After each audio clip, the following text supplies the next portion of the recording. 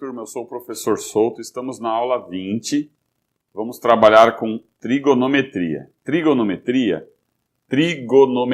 três ângulos, gono ângulo, medida dos ângulos internos de um triângulo. No caso do triângulo retângulo, nós temos aqui um ângulo alfa, oposto ao ângulo alfa, nós temos aqui um cateto. Então, denominaremos cateto oposto a alfa.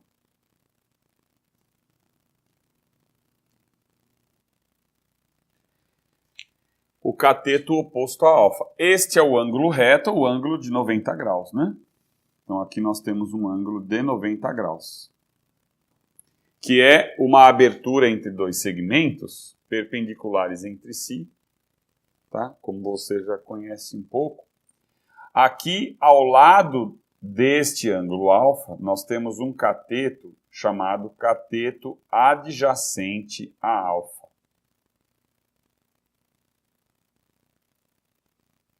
E adjacente significa exatamente ao lado. Então, este cateto.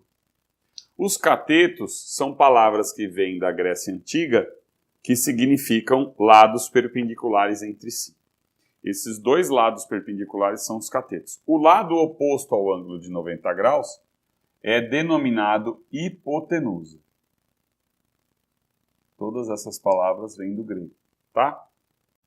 Aí nós temos também este ângulo aqui, vamos chamar de um ângulo beta. Né? Ó, o ângulo beta. Então, construindo um triângulo aqui, vou separar assim para você ver. Este é o ângulo beta. Aqui nós temos novamente o mesmo triângulo. Esse é o ângulo de 90 graus. Aqui é a hipotenusa. Este é o ângulo beta. Bom, os lados perpendiculares entre si são os catetos, né? Então esse é um cateto, continua sendo cateto, e este também um cateto. Só que esse cateto, ele é oposto a beta. Isso é muito importante você entender. E o cateto adjacente, que é o cateto que está ao lado, que é este daqui, o adjacente a beta, olha lá, esse aqui, vertical, tá vendo? Então isso você precisa saber. Aqui também, o lado oposto ao ângulo de 90 graus é denominado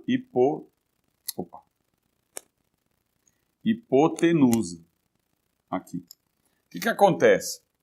Acontece que você tem que lembrar também que o maior lado é a hipotenusa, né? Vamos trabalhar aqui com as funções trigonométricas, junto com esse trabalho aqui, vamos aplicar o teorema de Pitágoras também. Turma, quais são as funções trigonométricas? A função seno, a função cosseno, a função tangente,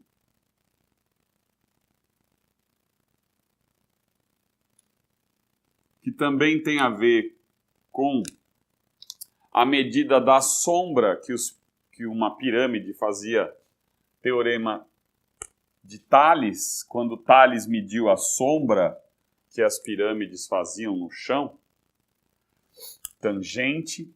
Aí vem o inverso das funções, que é a cotangente, eu vou estar falando.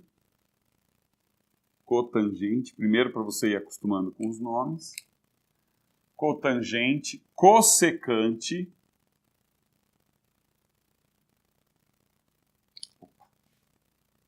cossecante,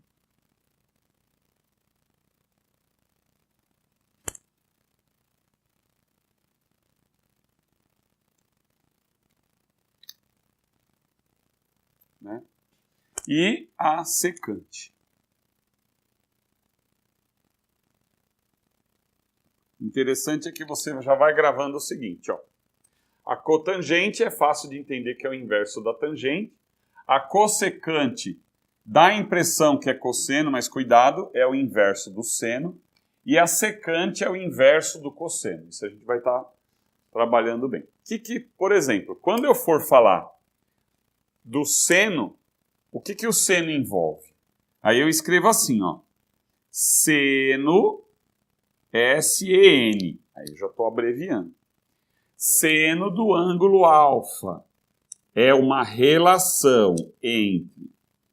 Então vai agravando a ideia de que não é uma medida, é uma divisão entre duas medidas. A medida do cateto oposto ao ângulo alfa dividido pela hipotenusa, pela medida da hipotenusa.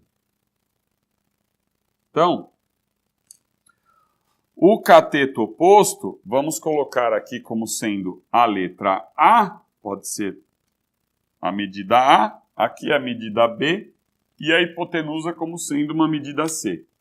Então, o seno vai ficar A dividido por C, que é a medida da hipotenusa.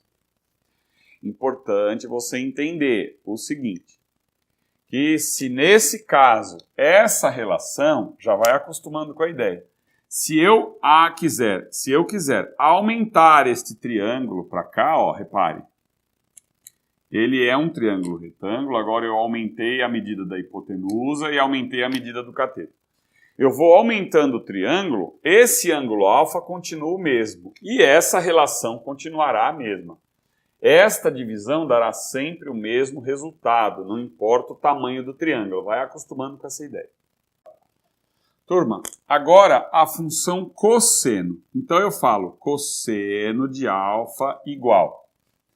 O cosseno de alfa vai ser a divisão, que é chamado de relação ou razão de proporção. Mesma coisa. Então veja.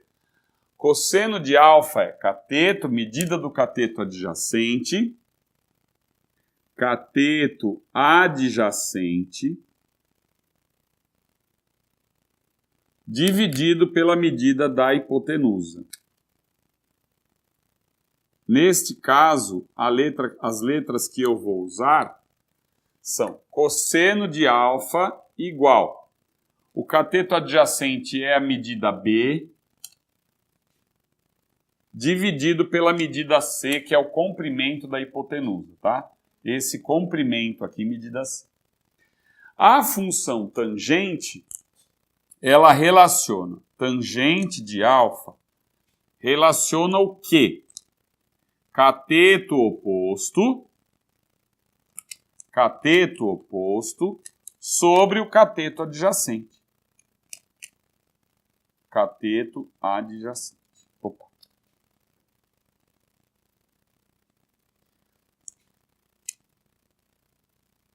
Tá? O cateto oposto, você pode até gravar assim, né? Cateto oposto CO, cateto adjacente CA, aí lembra de coca, né? Quer dizer, onde tem gente, tem coca, que um colega meu fala.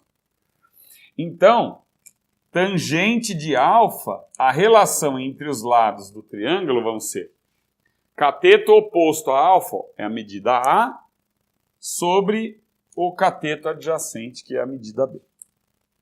Tá? Então, falei aqui das funções. Agora eu vou colocar as funções inversas para vocês verem. Tá? As inversas. Então, vamos apagar aqui, vou apagar aqui e vou falar da inversa. Turma, agora as funções inversas, né? É porque é assim, ó, inverso da multiplicação é a divisão. Então, veja bem. Cotangente de alfa. Tá? Primeira coisa é você lembrar que é o inverso da tangente de alfa. Certo? Então, vamos pensar assim, ó. Começa a raciocinar aqui comigo. Se a tangente de alfa é A sobre C, olha lá, é A sobre B, então repito. Se a tangente de alfa é A sobre B, o inverso é B sobre A. Então eu vou escrever aqui, ó, B sobre A, tá? No caso da secante de alfa, aqui você tem que me acompanhar no negócio. Se você vai memorizar isso aqui, ó, lembra a seno, mas cuidado, é inverso, é cosseno, tá? é o inverso do cosseno de alfa secante. O cosseno de alfa não é cateto adjacente sobre hipotenusa? Então não é B sobre C? O inverso é C sobre B. Então vou escrever aqui C sobre B. Sobre B, ai, cara. C sobre B, né? Vamos corrigir aqui. C sobre B, tá?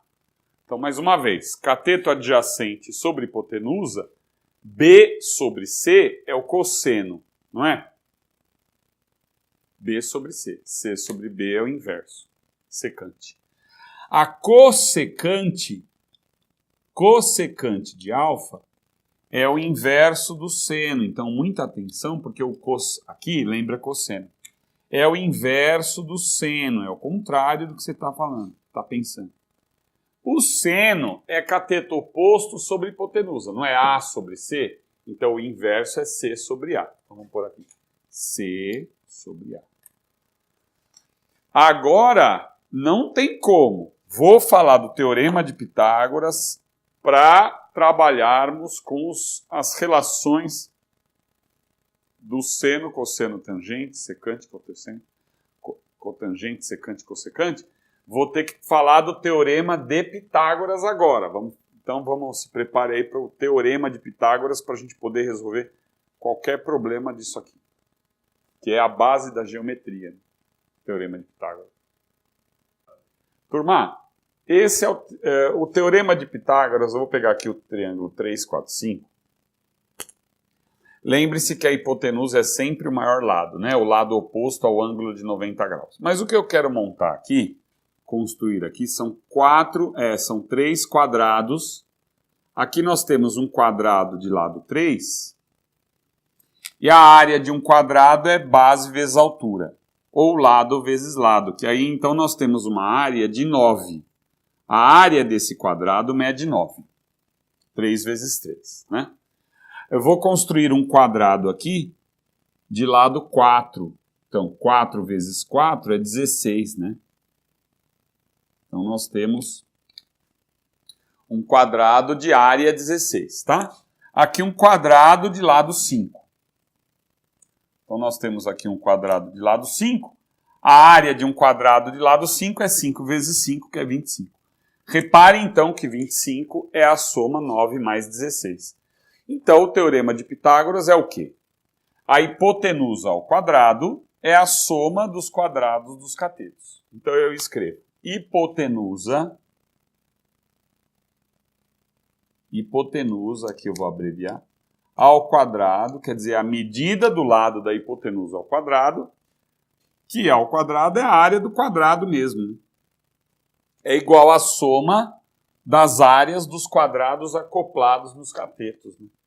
Então, essa área aqui então, é mais cateto ao quadrado mais cateto ao quadrado. Esse é o Teorema de Pitágoras. Tá? Aí veio, depois de Pitágoras, veio o Teorema de Fermat, só por curiosidade, que demoraram 500 anos para demonstrar, né? Isso é coisa de gênio mesmo. Então, vamos continuar agora com as funções trigonométricas, usando aqui o Teorema de Pitágoras. Eu vou aplicar o Teorema de Pitágoras primeiro num quadrado.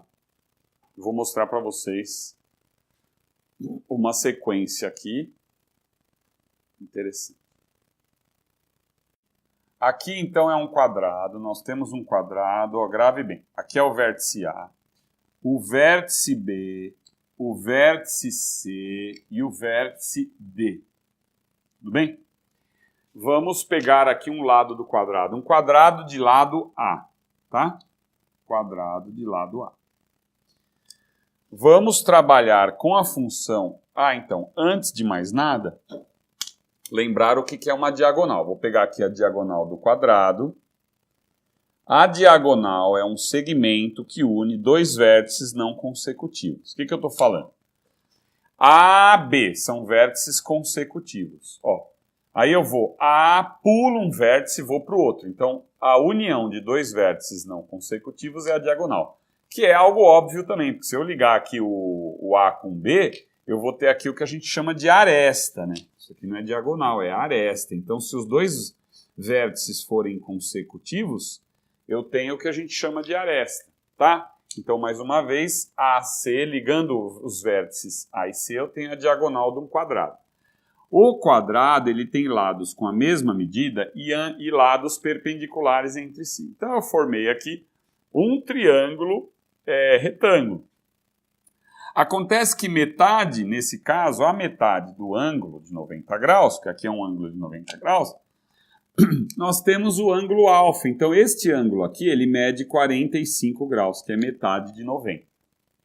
Vamos trabalhar, então, só que eu preciso achar aqui a medida da hipotenusa. Então, vou chamar, nesse caso, a medida da hipotenusa de x. E vamos aplicar o teorema de Pitágoras. Então, vamos lá. A hipotenusa ao quadrado é a soma dos quadrados dos catetos. Então, é A ao quadrado mais A ao quadrado, não é assim? Tá. Continuando, x ao quadrado vai ficar 2 vezes A ao quadrado, não é assim? Tirando a raiz quadrada, como a medida da distância é sempre positiva, eu não vou usar o mais ou menos raiz quadrada, eu simplesmente vou usar a raiz quadrada de 2A ao quadrado.